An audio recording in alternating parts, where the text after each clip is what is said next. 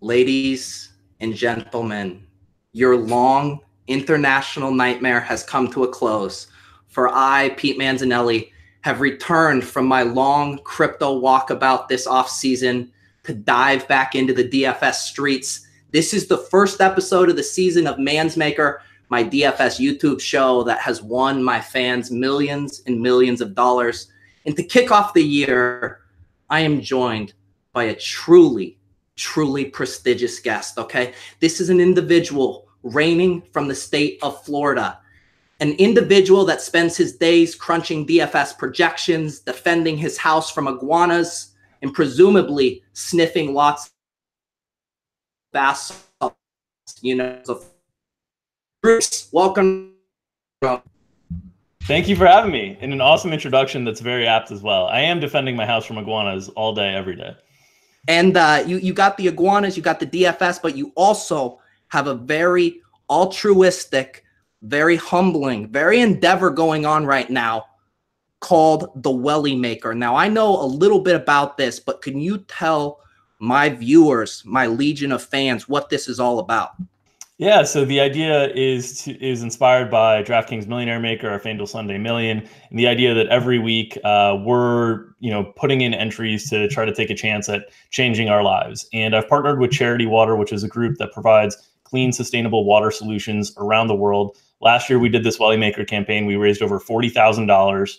Those funds are going out into Mozambique now, into areas that have never had access to clean water, at least easily available access. And they're creating wells for villages and rural areas that don't have access to clean water. So the idea was always, if you take one entry that you would have placed into the Millie Maker or the FanDuel Sunday Million or whatever, and instead, donate that to the Welli Maker, instead of taking a chance on changing your own life, you're guaranteeing changing someone else's life.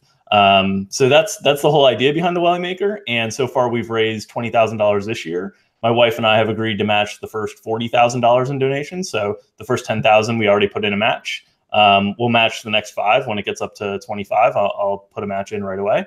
And the goal is just to give people out there a better chance at living longer lives and getting to the point where they can be like us and maybe play DFS for a living instead of having to walk miles and miles to get just clean water.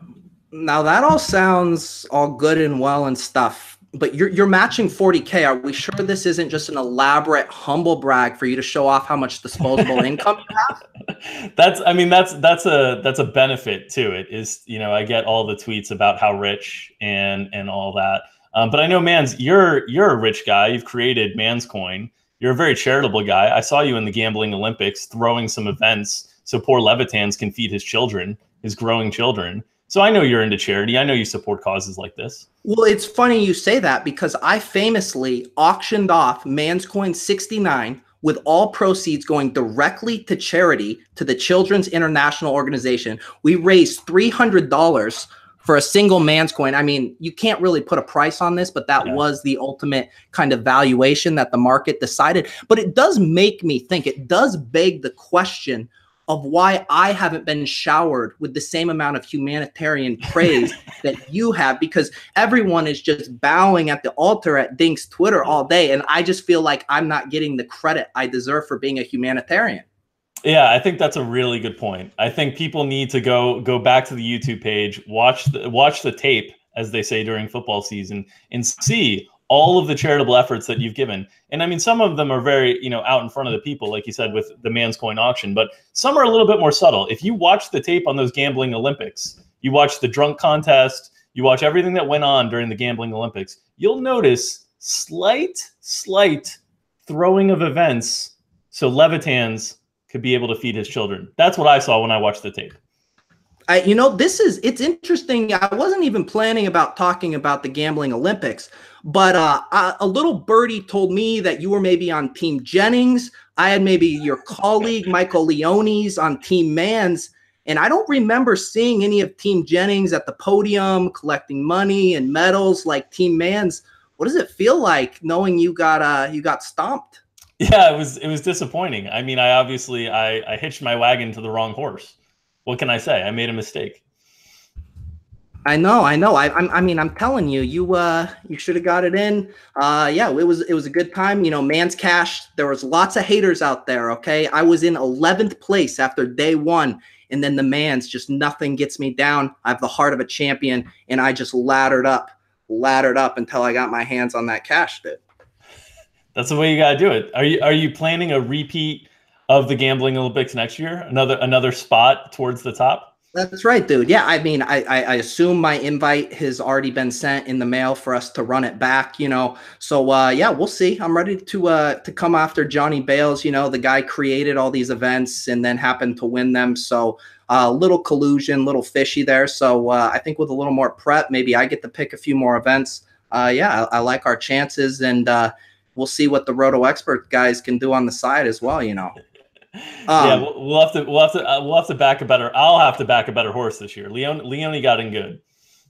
That's true. That's true. Well, actually, I don't want to gloss over this this Welli stuff because, like, I get it that you know, water, it's kind of like underrated. It like tastes good and it's like low calorie and stuff. But did you think about ever maybe like trying to donate like vodka or something like more fun like to these people, because it's just kind of like water's kind of boring, bro. Yeah, we haven't figured out how vodka can help malnutrition or disease quite yet. Once we get it to that point, I think that might become a focus over water. But I think we're going to start with water, get everybody access to clean water, get them enough drinking water to be able to bathe, to be able to make their food, to be able to wash their clothes, and then maybe we can, down the road, get up to vodka. I like that. I like that. And maybe that's the thing. And maybe we can meet halfway. We do like vodka water so they can get hydrated, but like fucked up at the same time, dude. Those don't have to be mutually exclusive. That's true. That's true. There might be another campaign to be had here. All right. The Welli Maker. There we go. There we go. All right. I do, though, as you mentioned, I am a very altruistic person, and I want to make sure that Manz is doing his effort to support this cause. Okay. So this is what I'm going to do. I famously launched a physical cryptocurrency, Manz coin, which famously sold out. And then I famously forked my own coin and create Manz coin lit, the silver to Manz coin's gold. And, you know, I don't want to be too humble, but these aren't exactly flying off the shelves right now. Here's the deal. If you donate to this cause, the Welli Maker, via the pinned tweet on Drew Dink's Twitter bio, and you donate at least $50 and you send me a screenshot, send Drew and I a screenshot of this donation, I will mail you a free Manz coin lit on the house. $50 donation to the Welli Maker earns you this. How does that sound to you, Drew? That's amazing. That's awesome. I mean, people they're making money right away. They donate to a cause and they get something worth more in return right away. It's the best deal on the internet. It's the first time you've ever donated and they give you more back in return in value. And look, you go and you're helping kids get drinking water. All of a sudden you're getting a fungible crypto asset, physical crypto asset that's only going to appreciate in value. So yes, this is a win-win. Like I said, if you donate, send us that screenshot and we will get one of these in the mail for you so you can help the children and help your own children secure their financial future. I'm amazed. This is awesome. Thank you. Thank you. That's right. So I just want everyone to know what just happened there. That was me being like equally, if not more generous than Drew Dinkmeyer. So please let me know on Twitter how great I am. Okay.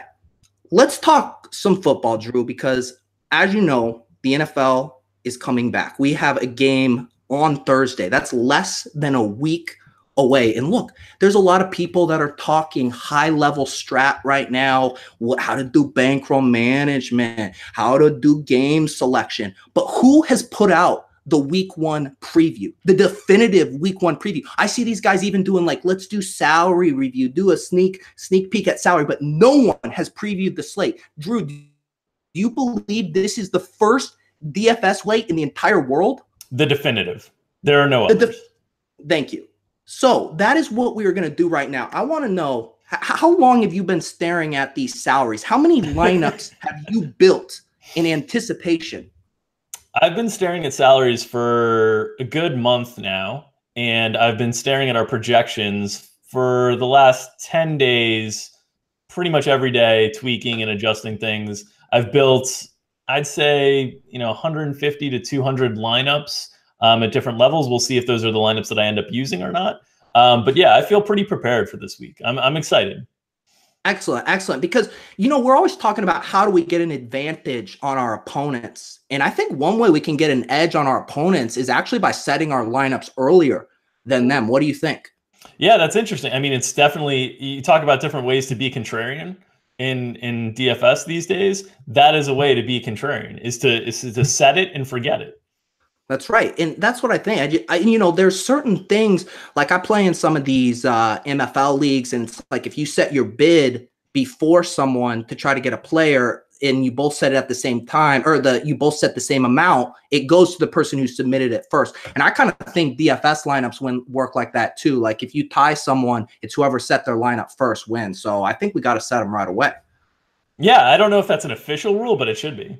Excellent. Okay, well, now that we got that squared away, after the show, you need to start building your lineups early.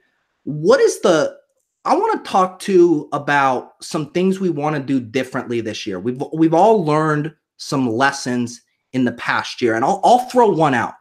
I want to stop listening to so many people, okay? I feel like there are so many people telling me who's chalk, who to pivot, and I feel like it clouds my beautiful, beautiful brain.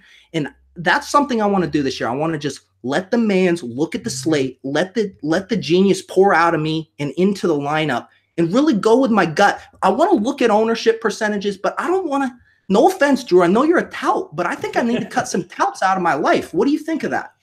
There's definitely information overload during football season because you have a full week to digest so much information, whether it's different podcasts, whether it's different articles, whether it's people on Twitter giving their opinions. There's so much information over the course of the week that you can cloud your own judgment. So what I would recommend is definitely narrowing down the amount of voices in your head.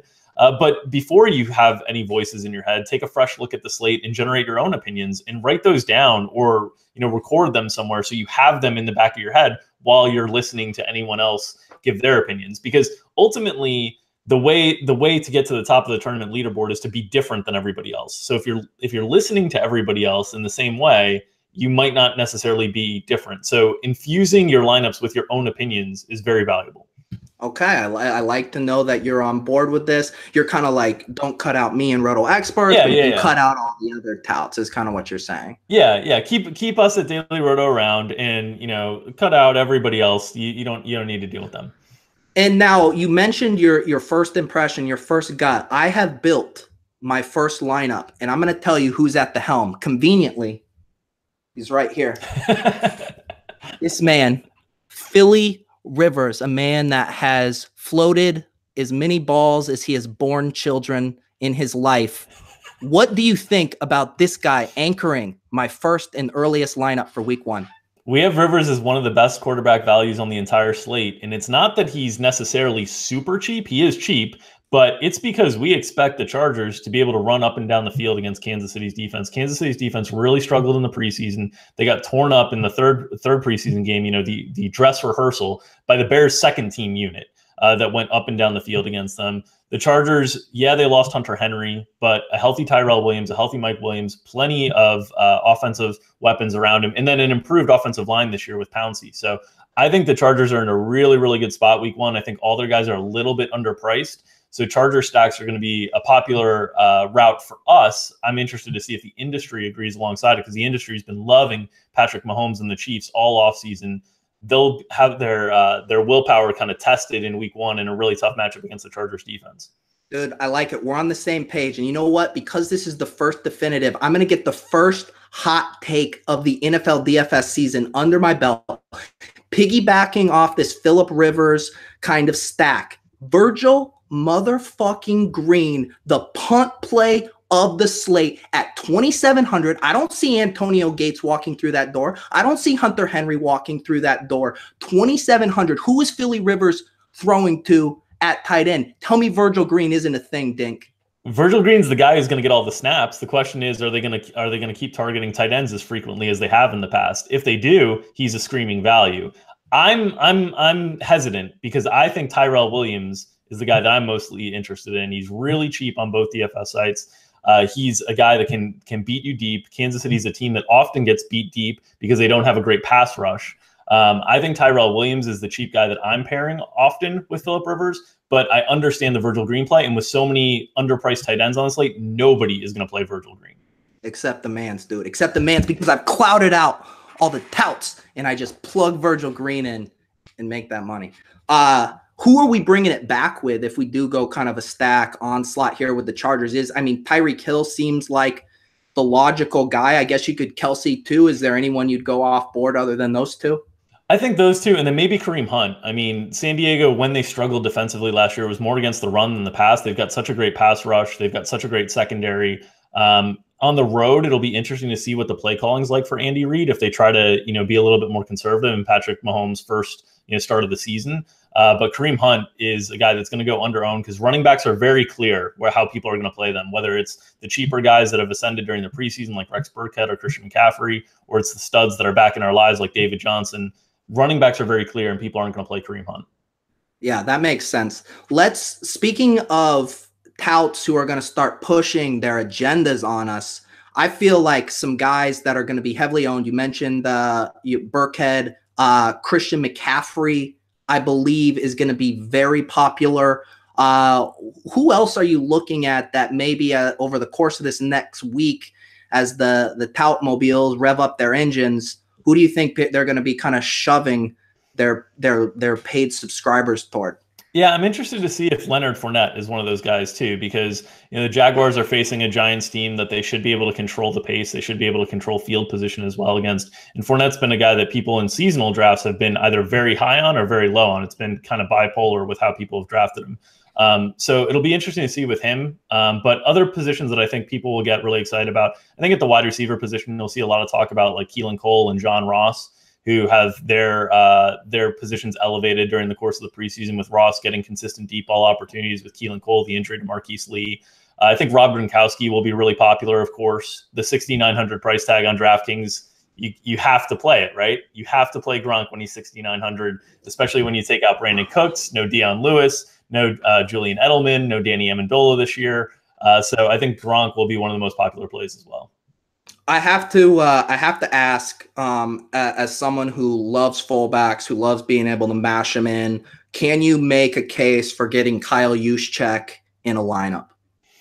Kyle Juszczyk, I mean, one in a 150 set, one in a 350 set, a little sprinkle. A little sprinkle. I love the fullback sprinkles. I especially like the fullback sprinkles on the showdown slates. I think that's where the fullback sprinkles are the most effective by far. There you heard it, dude. A lot of people are hesitant to sign on to the Man's fullback strategy, but we got a very tepid, lukewarm showdown slate endorsement from Dinkmeyer. We're going to take it. We're going to take it. Excellent. Just for, let's say, for a person who has a bankroll of, let's say, $2,000. Let's say that's how much they're going to play this season, or they don't want to lose more than that. What would be the tournament, and they want to be a tournament player? Sorry, nobody wants to be grinding cash games. I'm sorry. Let's just be realistic. What are the tournaments you would recommend for them? And it could be on any site. I don't know if you have preference. Where would you point them? Yeah, so I would first set aside a percentage of that $2,000 in total that you're going to play each week. So for me, it would probably be, if I'm going to be tournament only, it would probably be close to like $100 that I'd be playing each week. And I would look first for single entry or 3 max type tournaments to take my shots at first. I think that's the best way to grow a bankroll that gets to the point where you can like reasonably start taking bigger shots. Because if you're playing like the Millionaire Maker and different tournaments like that, you want more than a single bullet into that. You want probably like 5 to 10 lineups into that. And those types of tournaments that have really wide payout structures where the top is so top heavy aren't great. They're fine long-term EV, but it takes a while to realize your expectation in that. So short term, I would be trying to grind out single entry, 3 max type tournaments, the $20, the $10, those type of tournaments. And I would focus really hard on just, building 3 lineups in those 3 max lineups. And I'd kind of work from there, 3 max and single entry to start. And then once you get a hit, then you can start to kind of expand into some of the bigger mass multi-entry type tournaments. Excellent. That's good advice. And I know earlier I had mentioned one of my New Year's resolutions of blocking out the noise. Does Mr. Drew Dinkmeyer's, a Welli Maker winner himself, Do you have any things you are going to try to do different this year, maybe get ahead of the curve? Or is it if, I won the milli, if it's not broken, I don't fix it? I think there's a lot of things that I've had success with that I'm going to keep the same. But one thing I am going to introduce more this season is full game stacks. It's something that I haven't done as aggressively in the past. I've always done situations where like I'd pick a game or two during the week where I like both sides of the game, and I'd play like a quarterback with two pass catchers and someone coming back. But I'd rarely go like quarterback, two pass catchers, and then two guys coming back, or different things like that. So I think there's some slates, especially when you get into the bye weeks and the slates are a little bit smaller naturally, that it makes sense to game stack a little bit more aggressively. And that's one of the things I'm going to be trying to do this year. What are your thoughts on, I like the full game stack thing. Is the goal when you set out to do this to find, obviously we like the offenses that are heavily concentrated with targets. Yeah. We all think of that old Chicago Bears where it was like Brandon Marshall, Alshon Jeffrey, Forte, as you know, as the Chicago guy. And I feel like that makes it easy. It doesn't feel like much of a puzzle. It's like, we're going to use these guys. So even say using the Chargers example, when you were to build out that game stack, are you going for the guys you think are going to get the more targets?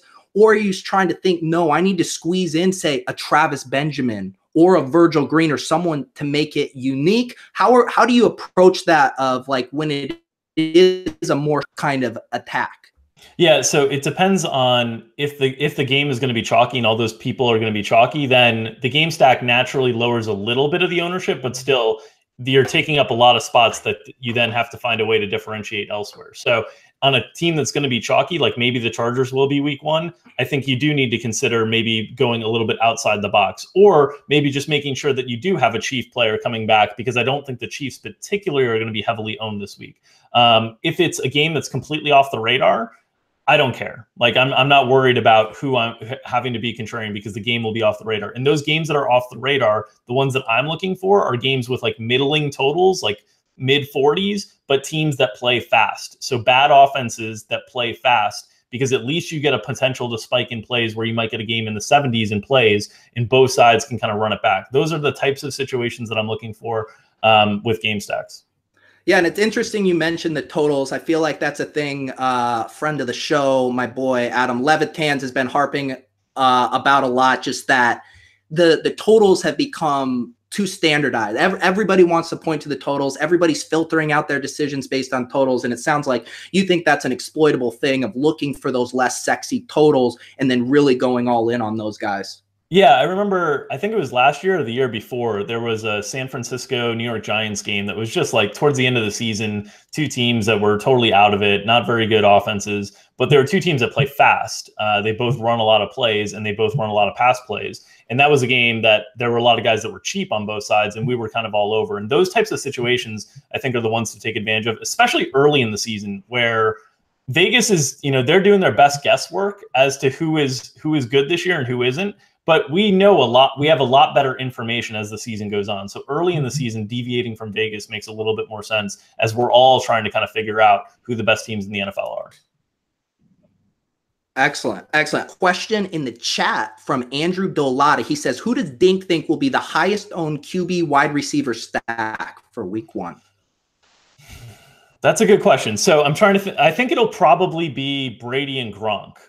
Now, not a wide receiver, but I think Brady and Gronk, I think that New England game, so maybe Brady and Hogan. Obviously, New England, more concentrated offense early in the season with Julian Edelman out. They have one of the highest implied totals. Houston is a team that has historically played at a little bit of a faster clip, especially with Deshaun Watson. So I think the New England side will probably be the most popular stack of week one. That makes sense. That makes sense. Question for you. Do you see anything in the DFS landscape, the NFL DFS landscape changing, maybe like strategy-wise, or maybe even a trend that you could see forming? I know a couple of years ago we had the team mash them in, getting in David Johnson, Le'Veon Bell. We've had different stuff go in vogue, maybe the two tight ends to help differentiate your lineup with the flex. Do you see any ways to maybe get creative or something that might really differentiate yourself this year that maybe people won't be on right away? I haven't come up with anything yet that really kind of stands out to me there. I think most of the strategy is getting more efficient. It's more about it's less about individual ideas, like the idea of pass catching running backs, or the idea of salary relief double tight ends, or the idea of cheap defense that can generate pass rush against teams that take a lot of pass attempts. It's more about like overall lineup construction now. So I think the idea of like game stacks is starting to catch on a little bit more, and I think that'll start to be utilized a little bit more heavily. But in general, I think just overall thinking through the total ownership of lineups is something that is probably the next wave. And that's something that we added into our optimizer this year, where we'll have ownership projections, and you can choose if you don't want to build lineups with over 150% total ownership of the players added up in the lineup. We have a setting that you can do that now. So I think kind of ownership and building total teams that you can still have chalk players, but the total ownership of the team is kind of managed. I think that might be the next wave, but I think most of the ideas are going to come around lineup building strategy as a whole, as opposed to individual positional analysis.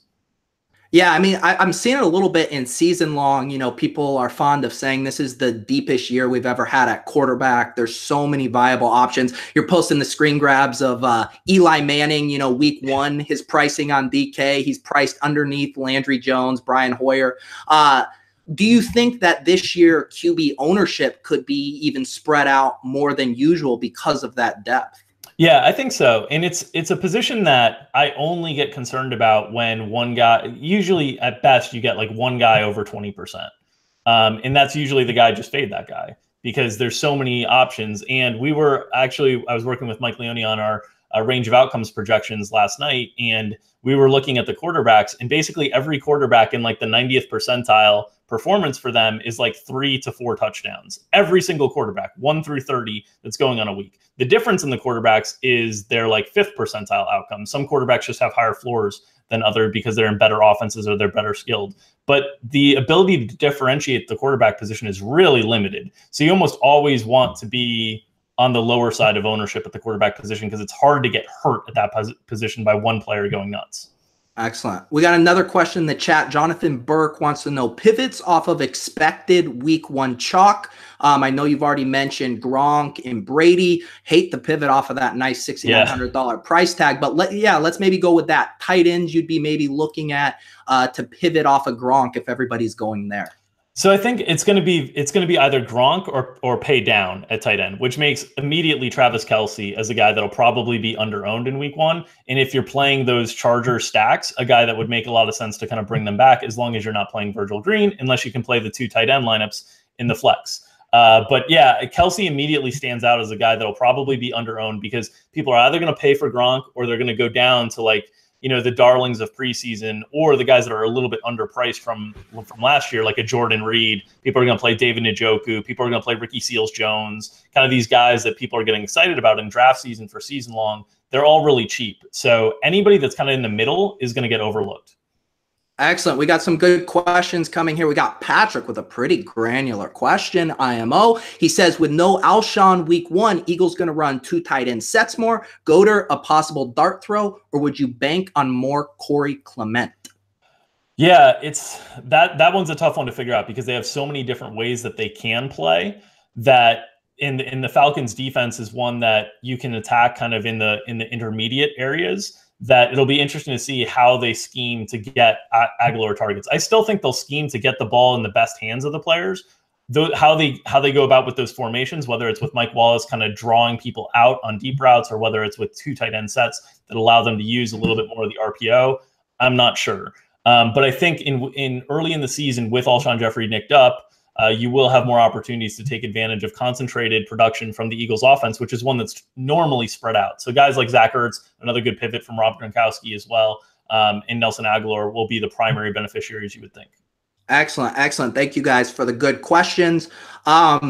We are going to start to wrap things up here a little bit, and a few housekeeping things. We are going to have the Manz GP Pete, that weekly contest will be going this year. We will adjust it for size as we grow and grow and grow. That link is in the show notes, so feel free to hop in the Manz GP Pete on DraftKings. And as you guys know from last year, each week I challenge my guests to something I like to call the 69 Challenge.